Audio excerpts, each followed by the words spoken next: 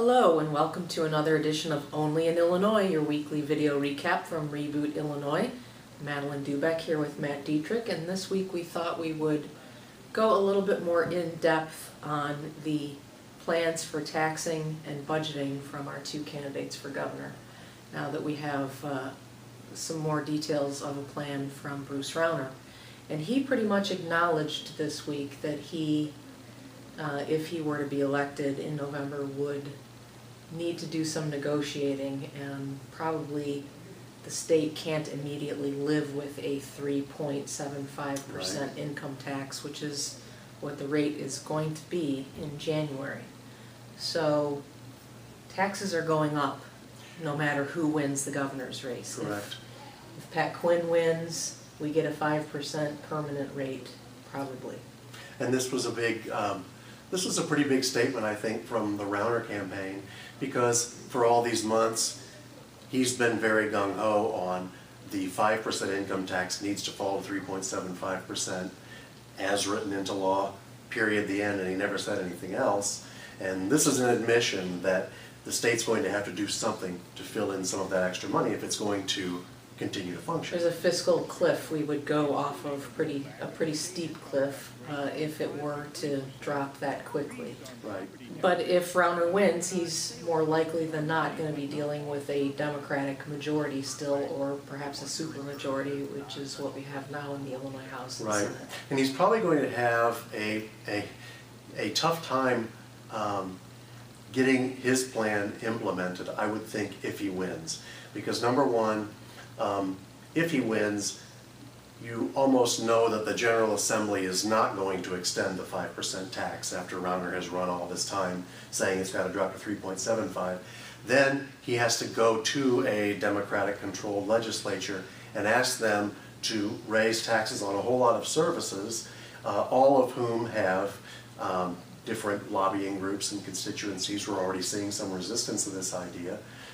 Whereas if Governor Quinn is reelected, it's pretty certain that the Democratic-controlled legislature would extend the 5% tax as he wants it. Right. It's the election has almost become a vote on what the tax policy should be in Illinois. So just to reiterate, because I don't think we said completely clearly, if Pat Quinn wins, he wants to make the 5% rate permanent. If Bruce Rauner wins, he wants to take 4 years to drop it back to 3%, and right away he would go about trying to get the votes and build up the consensus for broadening the sales tax, expanding it onto services, not just goods, 32 different services he's outlined. And that's something that a lot of other states have already done. This is an interesting idea. Do it a lot more than Illinois ever has. Right, and it's an interesting idea for Bruce Rauner, the Republican, to be introducing, because over the years this is something that's come up from both parties. Democrats and Republicans. Correct, and a lot of people have noted that we've expanded. We're a service economy now instead of a goods manufacturing type economy. So it is a more modern approach to tax the services.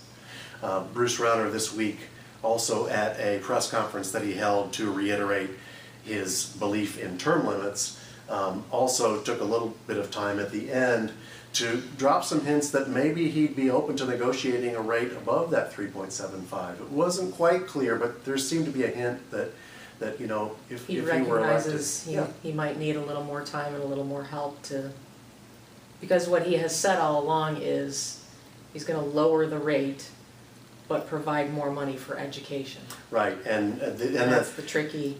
Well, the whole thing is tricky because we have billions in unpaid bills. Well, the philosophy on paper is you lower taxes, your economy then booms with new business, you get new taxpayers, your tax base goes up, everything's cured. And it doesn't exactly work that way on the ground, and I think that's what the Rauner camp is conceding now.